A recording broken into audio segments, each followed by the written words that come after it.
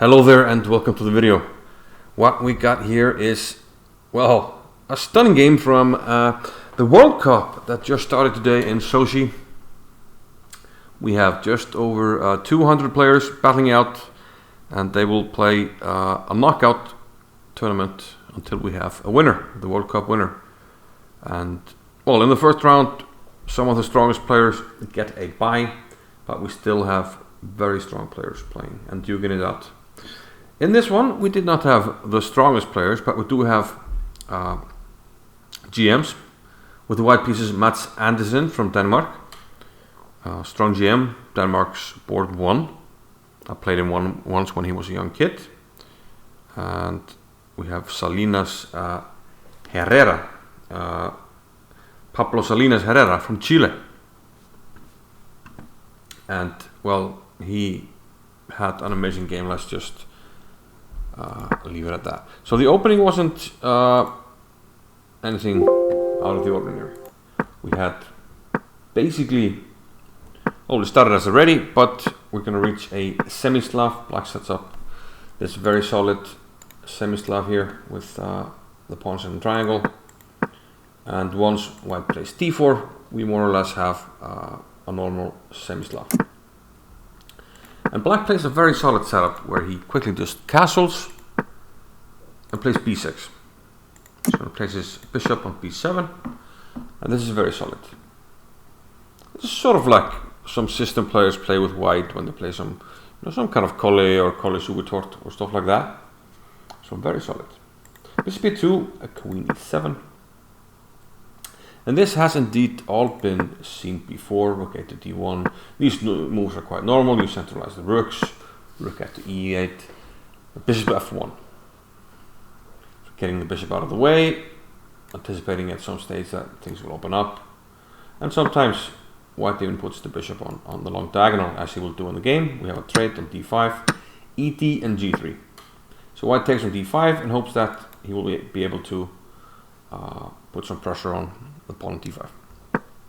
And rook c8 lining up against the queen.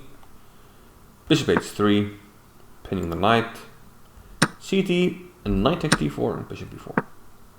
And this, believe it or not, had been played plenty of times before, especially in correspondence games. And here the move to play seems to be f3, pawn to f3. Which seems to lead to, well, at least in correspondence, seems to lead to a pretty equal game, a dry game, and a lot of draws.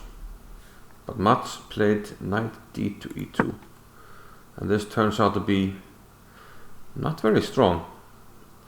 And here, knight e4 puts white in a bit of a pickle, because there's a lot of pressure on c3, and there's also another point that a sacrifice on f2 might be in the air. Now, believe it or not, white's best way out of this might be to just take this on e4, which will be a pretty stunning queen sack out of the blue. Sacrifice the queen, but get a lot of stuff. I guess something like this, and we'll take on b7. And white maybe has reasonable chances to hold on. But in the game, after knight e4, white played a3, and this looks like the point of no return whatsoever. Salinas Herrera took on f2, knight takes f2. And now, in the game, Mats went for a takes b4. If he takes the knight, we're going to take on e3 with check. Okay, we can put the king here or here. If you put it on g2, I will open up for the bishop. This guy will say thank you very much for inviting me to the party. Something like king f1, queen here. And we're going to take on h2, and it's going to be mate. Either bishop d2 immediately and we take, or we take here and mate here. Okay, so that's king g2. If king f1, we're going to play queen f3, and now we see that this diagonal is deadly.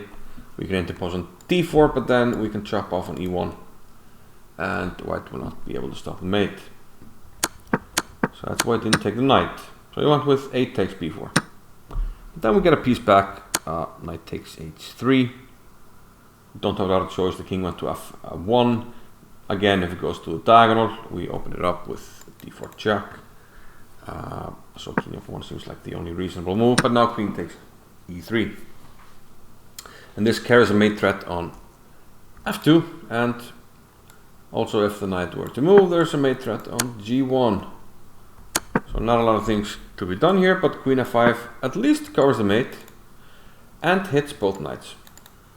So maybe we can cook up something for white here, or can we? Knight f6. And here, if we take the knight, there's going to be queen f3 and knight g4. That's all she wrote. Put something here, check, and then we open up once again for this mighty bishop on the diagonal. So Mats opted for bishop c1 attacking the queen. But here we have the first queen sacrifice.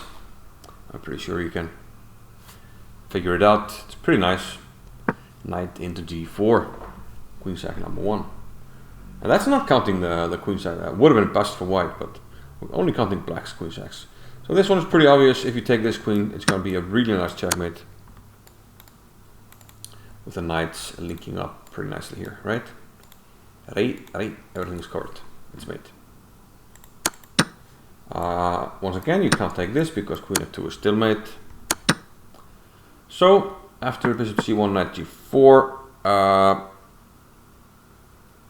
Mats opted for rook to d3. But then a second queen sack, and of course you can't take this one because now we just opened up for the mighty bishop,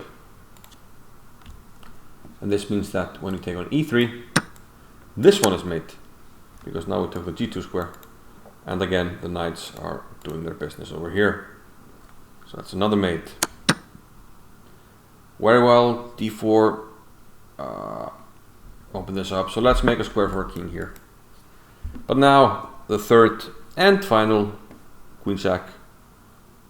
Queen to g1. Knight takes, and now all of a sudden this rook has woken up. It takes the flight square, and knight takes h2 is checkmate. An absolutely stunning checkmate in the first round of the World Cup.